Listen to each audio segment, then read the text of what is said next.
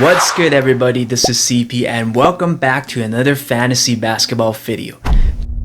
Just a quick disclaimer here, do not blindly follow all the information I'm about to share in this video.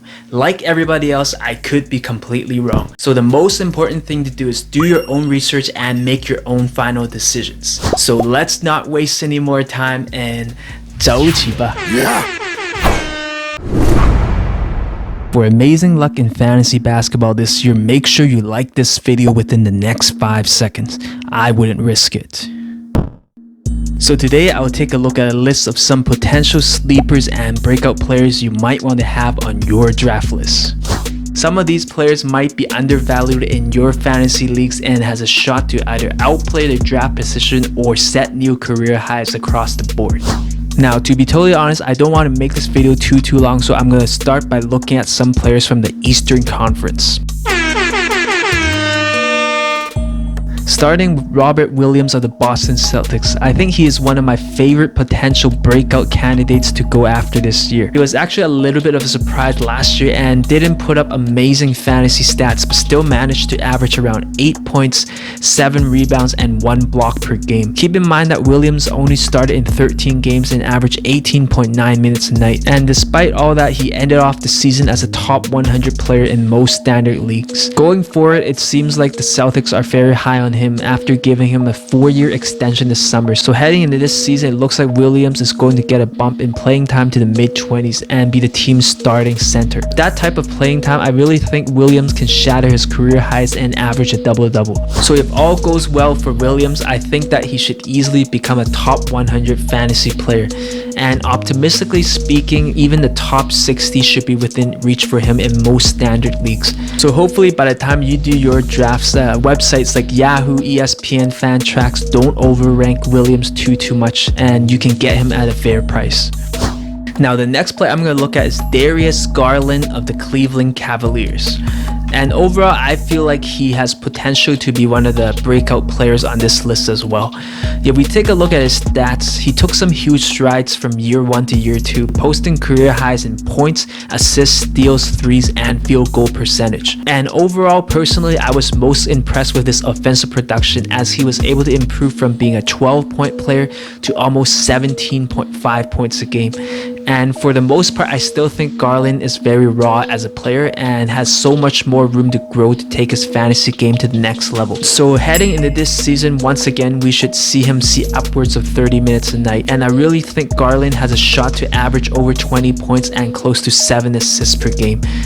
And in some of the mock drafts I've done, I've actually seen him taken around the 80 to 90 range, which I think makes him a little bit undervalued because realistically speaking, if Garland can improve his efficiencies on the offensive end of the floor, I can see him push his way into becoming a top 50 to top 60 player to finish off this season. And going down the list, Gary Trent Jr. of the Toronto Raptors is an interesting name who I feel like can surprise some people in fantasy basketball this year. After joining the Raptors mid-season last year, he averaged a career high in points at 16.2 and minutes played at 31.8. Also averaged close to 3.6 rebounds and 1.1 steals per game. Heading into this season, the Raptors seem very committed to Trent Jr., giving him a 3-year deal worth $54 million this summer. So in short, I feel like Trent Jr. should get plenty of playing time and should be one of the key players on the Raptors backcourt along with Fred VanVleet. And I feel like he can improve his fantasy stats by around 20 to 25% this year. I'm not entirely sure if he can break the 20-point plateau this year, but if anything, I think he'll be very close, as he's likely taking over a lot of shots left behind by Kyle Lowry. Overall, I really like Gary Trent's fantasy situation in Toronto much more than it was in Portland last season. And quite frankly, the Raptors backcourt isn't that deep, so if Fred VanVleet goes down with some sort of injury, I feel like Trent's fantasy value will likely skyrocket and make him a huge fantasy surprise in the guard position. Now, staying up north, I feel like Kem Burch of the Raptors is another undervalued sleeper, especially at the center position. Burch came on late last year and set new career highs playing starting minutes in Toronto. I know it's a small sample size, but he averaged 11.9 points, 7.6 boards, and 1.2 blocks with 30.4 minutes of play in 19 games. So heading into this season, I feel like he has a legit shot to beat out his career averages in Orlando. I'm also not so sure if the Raptors are truly convinced that Chris Boucher is their full-time center all year long. So there might be some stretches where Kem Burch actually comes in and gives them very important minutes and produce top 60 stats for your fantasy teams throughout the season. Now going down the list, Lamello Ball is another very interesting name. He did have a bit of a rough start early on last season, but he really turned things around mid-season. Heading this season, he is a name who I think has legit breakout potential. As a raw rookie, he averaged 18.1 points, 6.2 assists, and 5.9 rebounds as a starter. Realistically, from here on out, I really think he continues to improve, puts up better stats as he gets more accustomed to the NBA. Lamello's usage should continue to go up, and if he becomes more efficient offensively, he can easily average around 19 points, hit over 2 triples per game, 7 assists, and maybe come in with 7.5 rebounds this year. So in my opinion, the hype around Lamello is real. I'm also very bullish on him, and if everything pans out, I feel like Lamello can be a top 30 player or even a top 25 guy in most standard leagues this year. Overall, he's also a very young player with superstar potential, so I actually wouldn't mind reaching for him in long-term keeper and dynasty leagues, as I think he's a very solid young player to build your teams around for the next 4 to 5 years. Now don't get me wrong, there's always a chance that we can see a sophomore slump with Lamello, so there's a risk in taking him too early, let's say somewhere in the 2nd round. However, if you're able to get him somewhere in the late 3rd or 4th round, I think you're getting some pretty good value. As I said before, I really feel like Lamello has legit breakout potential. The next player I want to take a look at is Isaiah Stewart of the Detroit Pistons. He was another surprise rookie who came on late last year and helped me win a few leagues, so I kind of owe him dinner for that. And over the last 15 games, he saw significant minutes, averaging around 12 points, 9.3 rebounds, and 2.1 blocks per game. Heading into this year, he looks like the Detroit Pistons starting center, so I think he averages close to 25 minutes a night and should be close to a double-double player.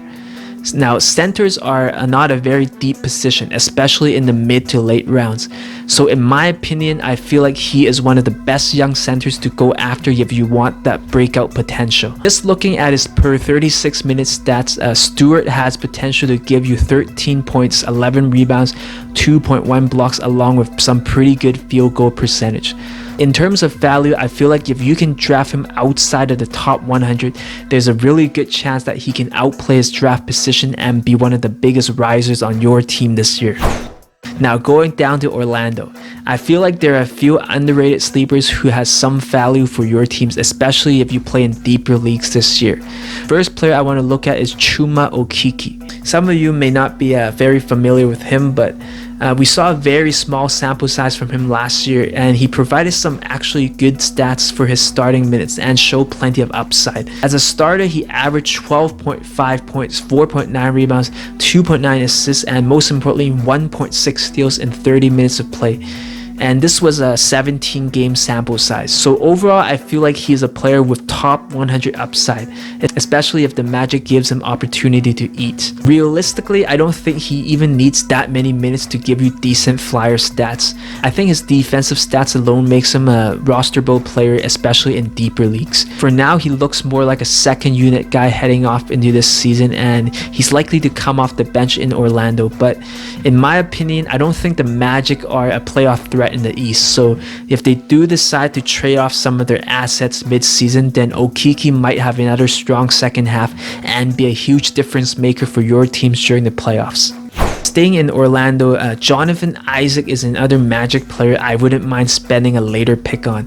Due to injury concerns and games missed over the past few seasons, I feel like he shouldn't be on too many people's radars on draft day, especially in the early rounds. In a lot of my mock drafts, his name actually slipped down pretty far, and I even saw his name on the waiver wire in some of my smaller leagues. So if you're willing to bank on his health, then he has great bounce back potential to outplay his draft position by a few rounds this year, simply because Isaac is one of those rare fantasy players who can give you well-rounded numbers in 5 to 6 fantasy categories. And to be quite frank, he has pretty impressive per 36 minute numbers, especially for category leagues. Just looking at his scoring, I still think 11.9 points is not his ceiling. Optimistically speaking, I feel like he is more of a 15 to 18 point per game player. But most importantly, I think you would actually draft him if you want some good numbers in steals and blocks. The key thing to remember here is that the Orlando Magic isn't particularly deep at the forward position, so if Isaac is healthy, they will likely run with him and give him close to 30 minutes a night to get his fantasy stats up for you. Once again, health might be a concern and no guarantees at all, but I think if all goes well, I think Isaac has a fair chance to be a top 60 to top 70 fantasy player for your teams this year. Definitely a good sleeper you might want to have on your watch list on draft day.